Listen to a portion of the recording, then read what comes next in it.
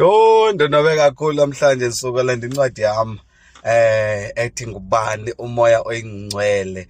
Hayi awukwazi nje uba uyiphose le incwadi because it's very important and it's very rich. Ifundisa kakhulu ngomoya oyingcwele. Mandikubonise. This is the book that I'm talking about. Ngubani umoya oyingcwele. Ibhalwe ndim ke bathanda cwasi. Yeah, ndingumbhali wencwadi mntakwabo, ndim lo. Yayibona ibaluleke ityebe ngendlela engumangaliso. It's very good for wena mntu ofuna ukukhula ekuthini umazi umoya oyingcwele naxa usaqala ukusindiswa. It's very good ukuthi ikufundise ngobunzulu bakhe umoya oyingcwele. Sifumane le mali lencwadi ungaphose. 150 qha kuphela ke le ncwadi endithetha ngayo.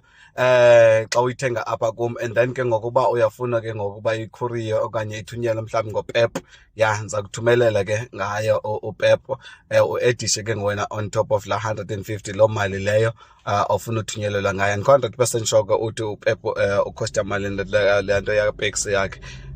Kodwa ndiyazi uba phako 70 rand okanye 60 rand 70 rand, and 100% sure uba ithini ndakanza ke ndiyijonge. Kodwa ke uzo-edda kodwa on top of la 150 lo mali le injalo undithumelele kwi-Capitec account yami ethi 12498879007.